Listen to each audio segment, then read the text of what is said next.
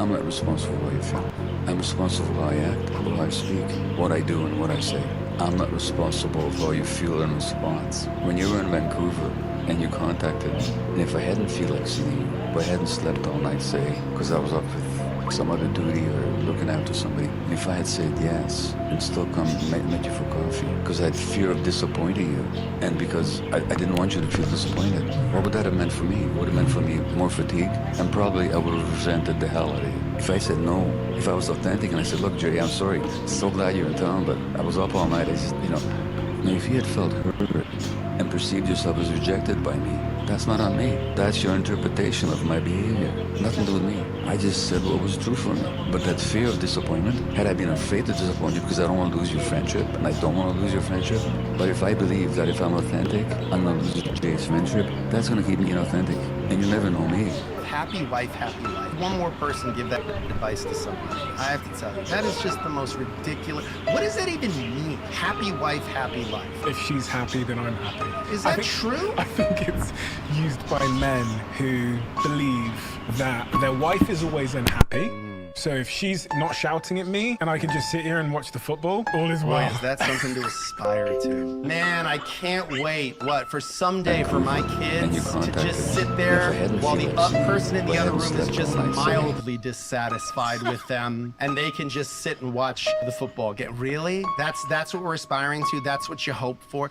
Some of the greatest seducers, male and female, were not good looking at all. And you don't have to be good looking to seduce. That's a myth. It's about psychology and it's about how you carry yourself. What makes for a great seducer is very simple. I can summarize it very simply. You are outer directed. When you meet somebody for the first time, or you're on a date or whatever it is, you're not having that internal monologue going, does she like me or does he like me? Am I dressed well? Am I saying stupid things? What can I do to impress them? No. You turn it off and you're outer directed and you're listening to them and you're entering their spirit and you're hearing them say things that give you idea of what they're missing in life, of what they want, of what their needs are, of what makes them an individual. You're absorbing it, you're entering into their spirit, and then you can reflect it back to them. You can give them gifts, you can take them to places that show that you're attentive to them. Because if you look at how we are in our day-to-day life, normally people never pay us attention. If you give that feeling... If you look at the stats on who's happiest, the happiest people are single women and married men. They're the two happiest groups of people always. Single women and married men are the happiest. Are the happiest groups of people. Like, not married women. Married women end up doing all the jobs, and married women aren't happier than single women. Single women are happier than married women. And married men are really happy because they get everything done for them, basically. Emotions can be used as manipulation. A pattern in a relationship might be that he brings up something that he wants to talk about. She cries because of what he said. And he said it nicely, but it's something they need to deal with. And she cries. And then he gets terrified by her crying. He thinks, oh my gosh, I've hurt her. Then he shuts down. Her crying is a manipulation. It's I don't want to hear anything that I'm, quote, doing wrong.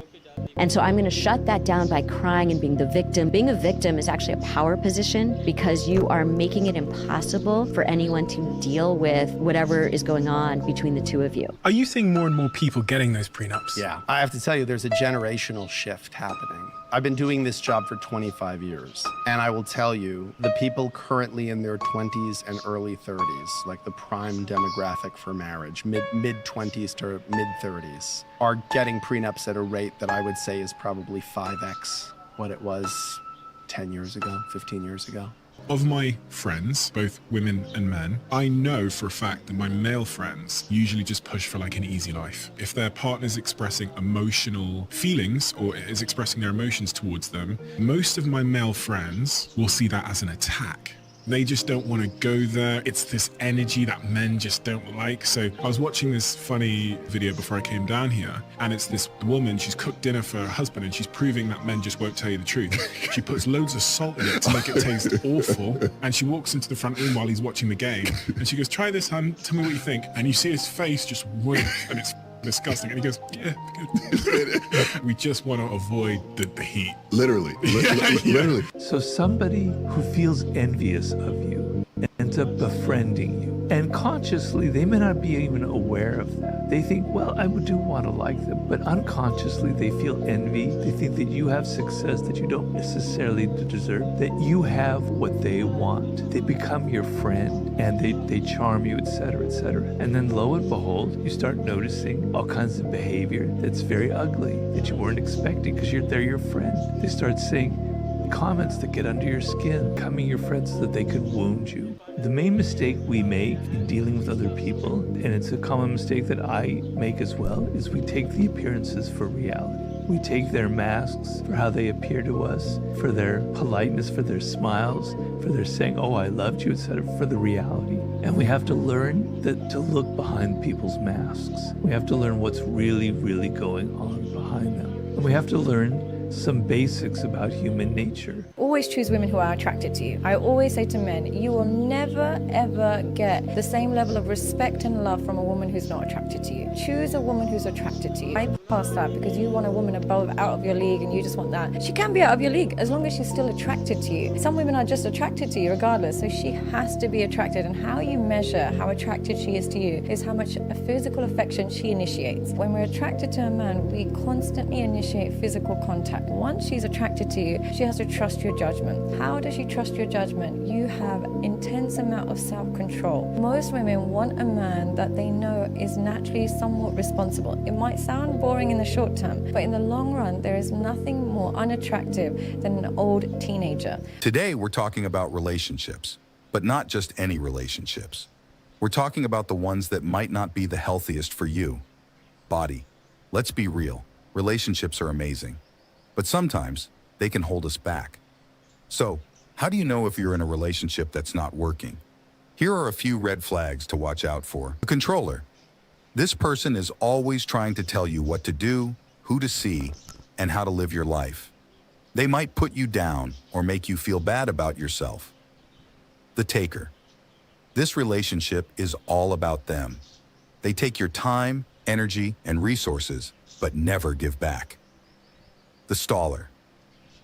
You've been together forever, but things never seem to move forward. There's no talk of commitment, and they're not interested in growing together. The abuser. This is a big one. Physical, emotional, or verbal abuse is never okay. If you're experiencing any kind of abuse, get out of that relationship. Remember, you deserve a healthy and happy relationship. Don't settle for anything less. If you see any of these red flags, it might be time to reevaluate your relationship. Leave a comment below and let me know what your thoughts are. Have you ever been in a relationship like this? How did you get out of it? Thanks for watching. I'm not responsible for how you feel. I'm responsible for how I act, or how I speak, what I do and what I say. I'm not responsible for how you feel in response. When you were in Vancouver and you contacted me, and if I